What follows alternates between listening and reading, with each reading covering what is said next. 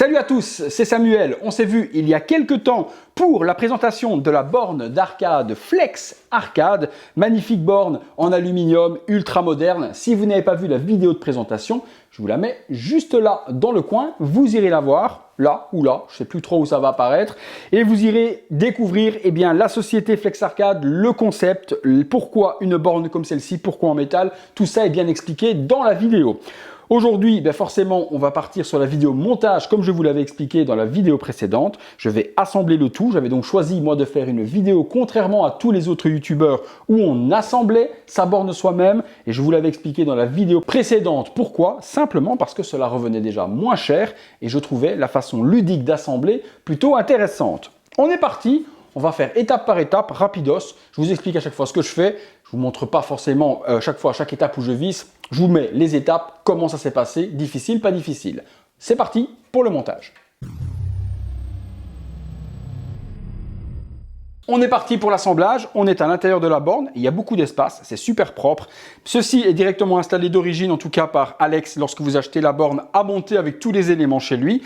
Si par contre vous n'achetez que le cadre seul, vous n'aurez pas toutes ces planches de bois, il faudra les faire et les construire vous-même pour adapter l'écran que vous voudrez ou autre. Moi je vous conseille plus de partir sur la borne à assembler directement avec tout le matériel fourni par Alexandre, comme ça au moins vous avez tout qui match super bien et qui est prévu pour cette borne. On va commencer par l'alimentation. Donc là, il m'est fourni, vous voyez déjà les cosses sont raccordées par Alexandre, j'ai vraiment rien de bien compliqué. J'ai une prise qui se trouve juste ici avec un double tape pour coller ça proprement également dans le fond de la borne. Et je vais donc relier cette petite partie qui est ici, juste là. Alexandre fournit une petite boîte avec toute la visserie et chaque fois vous avez visserie HP, visserie joystick, prise arrière et également vous avez le petit adaptateur qui est fourni si vous ne l'avez pas pour correspondre parfaitement au pas de vis de vos vis en question. Donc ça, magnifique. Parfait, c'est fixé, c'est vissé. J'enlève ensuite le double face et je colle ça proprement juste ici, comme cela. Voilà, comme ça je vais pouvoir alimenter ce que j'ai besoin. Le bouton on-off, parfait. On continue. On passe ensuite à l'alimentation 12 volts. On va l'attacher juste ici sur le côté, proprement, afin de pouvoir alimenter le tout.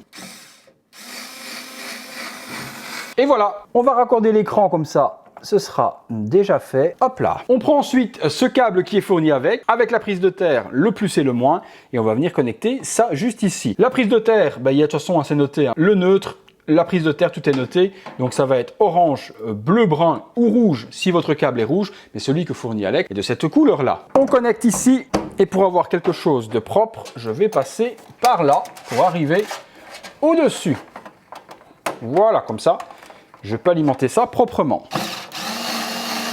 On vérifie que les trois câbles ne bougent pas, c'est le cas. J'allume le tout, la lupiote verte s'allume, c'est alimenté, c'est parfait. On s'occupe maintenant de l'illumination du marquis. Vous avez une bande de LED qui est fournie que l'on va venir coller juste là derrière afin d'avoir la projection de lumière. Il y a le câble qui est raccordé également directement et soudé sur le LED, donc il n'y a plus qu'à aller alimenter le tout sur le boîtier d'alim qui est juste là. Je décolle. Pour le moment, honnêtement, de vous à moi, c'est vraiment un jeu d'enfant. On va la coller juste ici afin d'avoir une bonne diffusion de lumière. Ça colle super bien. Parfait. Et puis, on va venir raccorder les LED juste là. Je vais également prendre ce câble-ci, qui est le câble qui illumine la vitrine. Comme ça, je vais alimenter les LED en même temps pour les deux. Voilà, afin de ne pas avoir un câble trop long, je vais le couper. Voilà, comme ça, on va alimenter, on allume les deux. Les LED sont branchés, comme d'habitude, on teste. Ça fonctionne et à l'intérieur, je vois la lumière sortir de partout juste là en dessous. Donc, les LED fonctionnent. Je regarde devant. Effectivement, le marquis s'allume plutôt bien. Je suis plutôt content. On continue. Personnellement, je pense que je changerai peut-être les LED pour du blanc. J'aime bien le blanc froid. Là, c'est du blanc chaud. Mais c'est vous qui verrez comment vous voulez éclairer tout ça. On est parti pour le son et au vu de la caisse de résonance qui est là-dedans, je pense que ces petits haut-parleurs-là vont faire pas mal leur taf. Alors, c'est fourni, les deux haut-parleurs, tout est déjà soudé avec la carte son qui est là et la carte son avec le petit anti-parasiteur qui est juste ici, qui se reliera, lui, au petit Raspberry que l'on va mettre juste ici.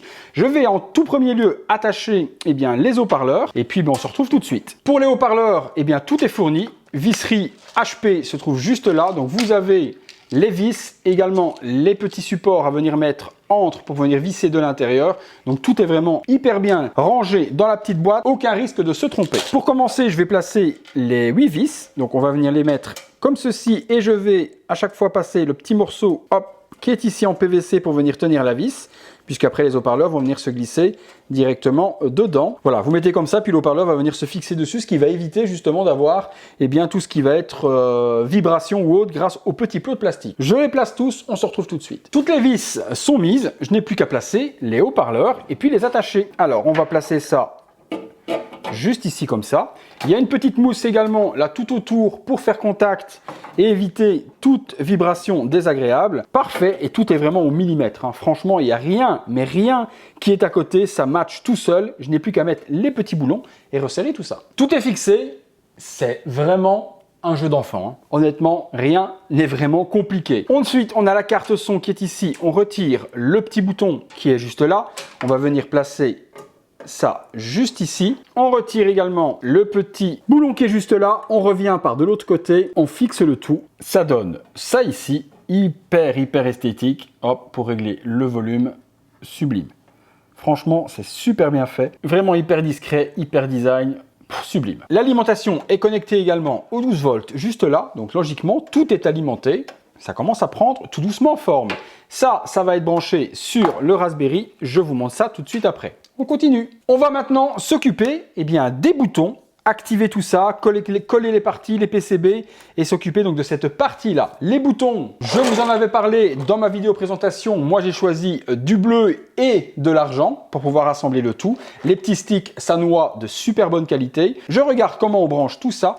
Je vous explique rapidement. Je regarde un petit peu la vidéo tuto que nous a fait justement Flex Arcade sur sa vidéo. Afin de raccorder les boutons et les joysticks, on a donc les deux petits PCB qui sont juste là, que l'on va venir placer juste là en dessous de chaque bouton. Il y a du double face isolant également sur l'arrière afin que les petits pics ne fassent pas contact avec le métal et grillent forcément la surface. Ça déborde bien tout autour pour justement bien isoler le tout. Je les colle et je regarde comment ça fonctionne. Voilà, les deux sont collés, je n'ai plus qu'à relier le tout et de comprendre où quoi va où parce que là j'y connais strictement que dalle. On va s'occuper de brancher les sticks, donc sticks Sanwa. Les petits écrous sont fournis à l'intérieur, donc rien de bien compliqué. Il faut juste que je mette l'alimentation et le connecteur du joystick du bon côté pour ne pas être embêté lors de la connexion. J'assemble, je mets les petites vis, on se retrouve tout de suite.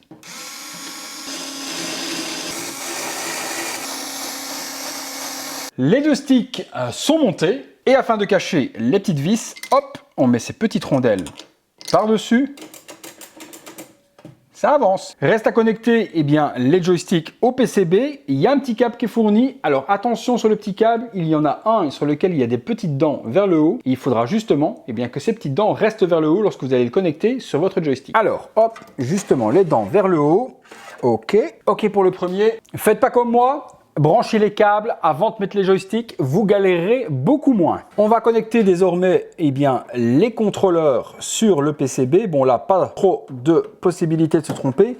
Il n'y a qu'un connecteur qui est de cette taille-là pour rentrer dedans. Et il y a un détrompeur également. Ça, on ne peut pas se planter. Va venir maintenant les boutons et là... je ne sais pas du tout comment ça va aller, donc je regarde ça tout de suite. On prend ensuite les deux câbles USB qui vont se connecter dessus, qui vont se raccorder au Raspberry. C'est eux qui vont justement contrôler le tout. Alors, hop, je pense qu'il ne doit pas non plus y avoir 50 possibilités. Non, on ne peut pas se tromper non plus. Il y a un détrompeur et il y a aussi un seul endroit où ça peut aller. Donc ça ira là. Et ça ensuite, on va les connecter au Raspberry. On passe aux boutons. Tous les câbles sont fournis pour relier tous les boutons avec les petites cosses. Les cosses sont déjà sur les câbles, donc ça va pas être compliqué. Il suffit de relier le tout, de plugger les boutons et puis on va aller s'amuser à relier tout ça. Voilà, tous les câbles sont passés, j'ai plus qu'à les relier et j'ai passé les boutons, je les ai pas encore fixés pour le moment, ils sont juste là, posés. Je vais juste essayer de comprendre en suivant le tuto justement de Flex Arcade où les boutons se situent, puisqu'il y a des boutons, 6 boutons pour le player 1, le bouton de sélection et le bouton Start Select. Il faut que je comprenne comme tout ça se met. Ok, rien de compliqué. Vous suivez simplement le petit tuto de Flex Arcade avec les boutons, donc 1, 2, 3, 4, 5, 6, et vous reliez dans le sens avec le Start Select en mettant le petit PCB dans le bon sens pour s'y retrouver. Rien de bien compliqué, je branche du coup le Player 2. On avance plutôt pas mal et vous remarquez que jusque maintenant, pas du tout de complications. Ici, petit trou, on peut rajouter des ports USB supplémentaires. On n'en a jamais assez. Je plug ça, j'attache et puis on reliera le tout au Raspberry également. Les ports USB sont connectés aussi. Le Raspberry, c'est la version 4, donc une machine qui permet d'émuler énormément de consoles jusqu'à la PlayStation 1, si je dis pas de bêtises. Donc on a énormément de choses et moi forcément l'utilisation première de cette borne, c'est tous les jeux arcade que j'ai joués étant gamin. Donc on va installer ça juste ici. Il y a déjà les petites vis qui sont prêtes. C'est fait, c'est installé et c'est vraiment, mais vraiment propre de ouf, quoi. Tout est vraiment super bien pensé. C'est clean, c'est clair, c'est propre. Il n'y a pas de câbles qui traînent de partout et autres. On peut vraiment tout arranger proprement. C'est exceptionnel. Franchement, l'ingéniosité de tout ce qu'a fait, eh bien, Alexandre sur cet assemblage, c'est aux petits oignons. C'est aux petits oignons. Je suis complètement fan. On raccorde du coup le tout. On va déjà commencer par les ports USB qui sont ici, hop, comme ceci. Et ensuite, on va raccorder les PCB des joysticks. Ça, c'est connecté. Ensuite, on prend, eh bien, l'amplificateur que l'on vient brancher juste ici. Perso, je pense que je vais y mettre un double face pour le coller juste là. Et voilà, double face appliqué. La prise DVI vers micro HDMI afin de relier l'écran. Alors, la prise est juste là. Et on branche sur HDMI 1 qui est juste là. Pas mal. L'alimentation du Raspberry, on la branche et on va passer par ici pour venir alimenter le Raspberry en USB-C. Et vous venez ranger le câble de trop dans la petite partie qui se trouve juste là. Ça, vous avez quelque chose de super propre. Au niveau du câblage, pareil. Pour ici, vous pouvez venir ranger le câble dans la partie écran. Comme ça, vous avez quelque chose de totalement épuré et de super propre au niveau du montage. Voilà, de votre Raspberry, on cache le petit câble juste là en dessous. Comme ça ne gêne pas non plus. Ça prend forme, les amis, et ça commence à ressembler vraiment à quelque chose. Je suis excité. Tout est branché. Logiquement, tout doit fonctionner. Je retourne la borne face à vous et on regarde si le système démarre. Me reste les petites boules de joystick à venir visser de chaque côté et voilà le système complètement assemblé. On regarde si ça marche. Ça s'allume, le Raspberry vient de s'illuminer également. La lumière fût d'elle s'allume sur l'écran, donc déjà bonne chose. Et à l'intérieur également juste ici, vous pouvez le remarquer, j'ai donc maintenant de la lumière dans le box. Flex Arcade, oh il a même un petit truc qui est complètement personnalisé. Recalbox démarre. Parfait, très rapide pour le chargement. Ah ouais, quand même, hein. Ça rappe quelques petites secondes, même pas 30 secondes. Et eh bien, tout s'est lancé. Le son, ça fonctionne vraiment, vraiment, vraiment pas mal. Hein. Eh bien, ça fonctionne magnifiquement. Même chose. Atari, 13 jeux, Commodore, Dreamcast. Alors, je regarde un petit peu. OK pour les systèmes réglages, OK. OK pour rentrer, c'est ici. Différents jeux sont mis. Retourne en arrière, c'est le bouton qui est là. OK.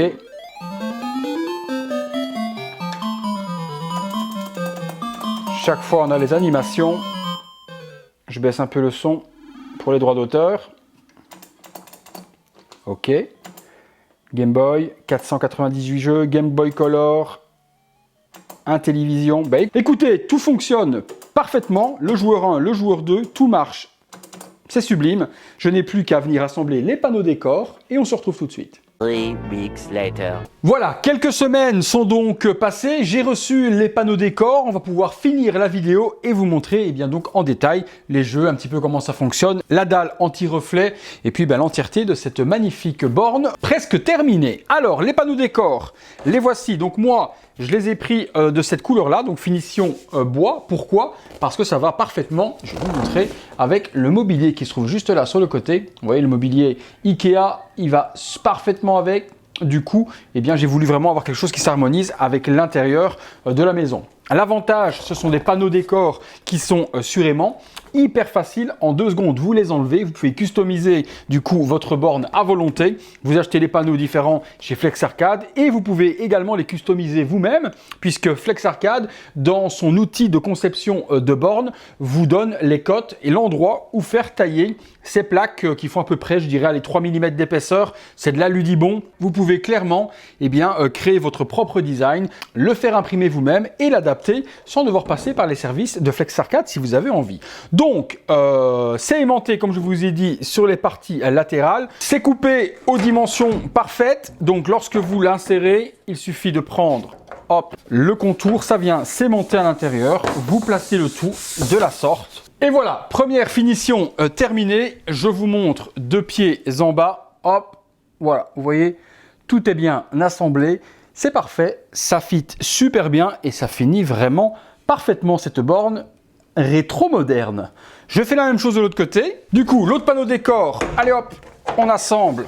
Parfait également, assemblé de bas en haut. Et là, la borne est complètement terminée. On va du coup se rapprocher de la bête. On va mettre la caméra sur le côté et on va naviguer un petit peu, voir les différents jeux, voir la qualité donc de l'écran dont je vous ai parlé. L'écran anti-reflet, ça c'est super important parce que du coup, on n'est pas gêné par une vitre ou ce genre de choses. Et également, une visibilité assez large. Quand je suis ici sur le côté et que je regarde l'écran, je n'ai pas du tout de problème pour voir l'image. Donc on a vraiment un angle de vision ultra parfait, même là, je le vois parfaitement, or que je suis à 90 degrés de l'écran. Allez, je vous montre ce que ça donne, on navigue un petit peu et on joue un petit peu, c'est parti. Quel plaisir du coup de se retrouver sur les jeux d'époque. On va mettre un petit peu de son en espérant que les droits d'auteur ne me fassent pas tout péter. Donc on a pas mal de consoles, donc Panasonic Realms, on a également Commodore, Amstrad, Apple, Atari, Atomic Wave, Commodore 64, ColecoVision, Dreamcast, Game Gear, Game Boy. Vous voyez Game Boy par exemple, il y a 494 jeux disponibles. Game Gear, je vais avoir 264 jeux et ainsi de suite. Game Boy Color, on a Intellivision, Jaguar, Lynx, MAM. Moi, c'est vraiment ça qui m'intéresse le plus. Il y a 1907 jeux. Ça, je ultra kiffe tous les jeux d'arcade de mon enfance. Et puis, ceux que je kiffe vraiment le plus, ça va être la Neo Geo. Alors, Neo Geo, pourquoi? Simplement parce que l'on va retrouver les jeux que je kiffe le plus.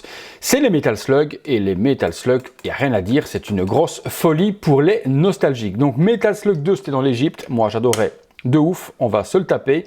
Quelques petites secondes de chargement. Vous voyez, c'est hyper rapide. Hop, sur le jeu. Et ça, c'est le kiff ultime de pouvoir se taper en version rétro un petit Metal Slug. Le bouton ici rouge en dessous, vous allez voir, va me mettre des crédits. Donc je vais mettre crédit à volonté, c'est un désavantage.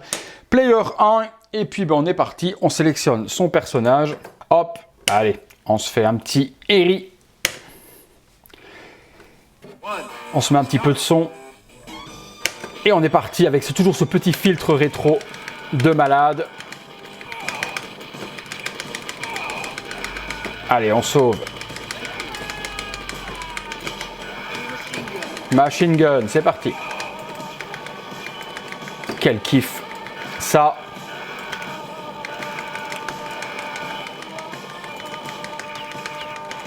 Ça, c'est le truc de ouf, les gars. Un petit Metal Slug.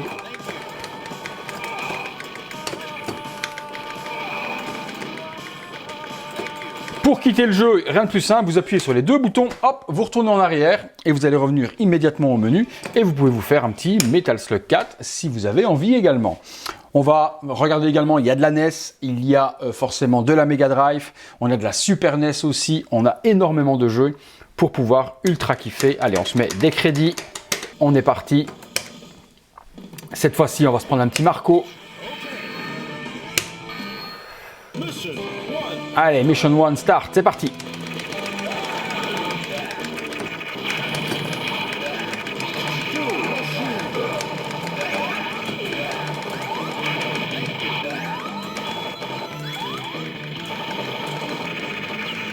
Allez, hop.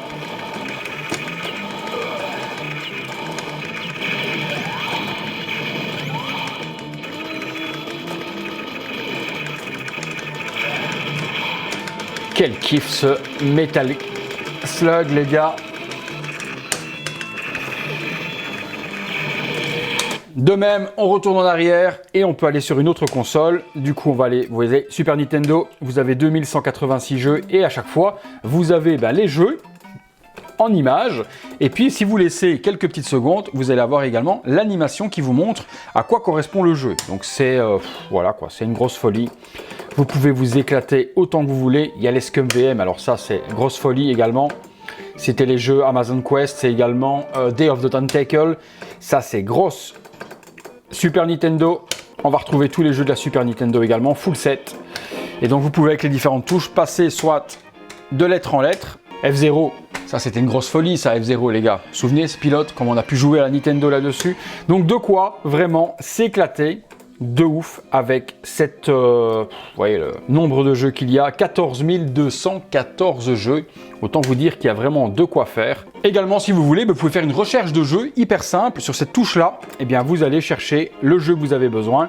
Eh bien, on va prendre par exemple les Tortues Ninja, Teenage. Hop, voilà, on arrive directement au jeu et vous avez à chaque fois eh bien, la console, si c'est sur MAM, si c'est sur une console Mega Drive, MAM également, Nintendo, vous allez avoir la petite manette, Super Nintendo, et vous choisissez sur quelle version vous voulez jouer. Nous, on va se faire un petit Teenage Mutant Ninja Turtle, un petit Turtle in Time, puisque c'est ce que je kiffe moi le plus. Allez hop, c'est parti, la RAM est parfaite.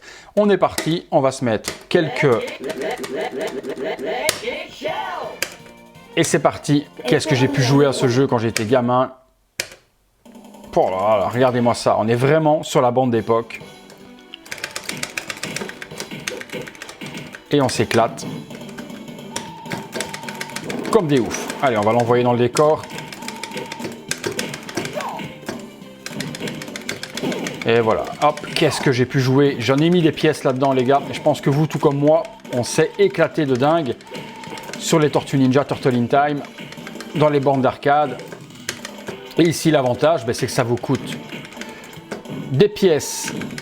C'est que ça vous coûte aucune pièce. Juste l'investissement de base pour 14 000 jeux. Vous en avez largement pour votre argent. Pizza time. Voilà les amis, on a fait un petit peu le tour. Comme je vous ai dit, il y a tellement de jeux que vous ne pourrez jamais jouer à tout.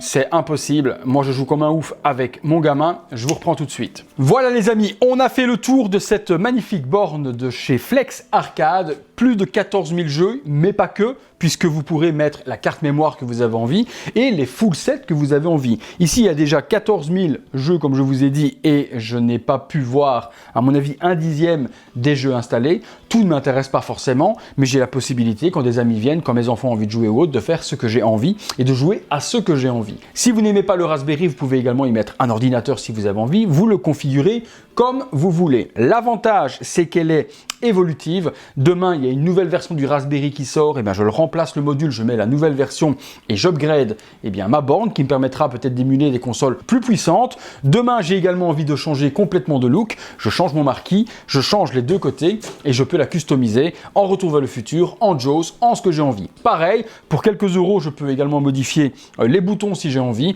Ça doit être peut-être 2 ou 3 euros le bouton. Je change de couleur et je la modifie à volonté. Cette borne est totalement évolutive, reste rétro dans l'utilisation, mais moderne par le design. Vous avez été nombreux sur la première vidéo à critiquer le prix. C'est un petit peu comme tout, hein, les amis, je le dis souvent.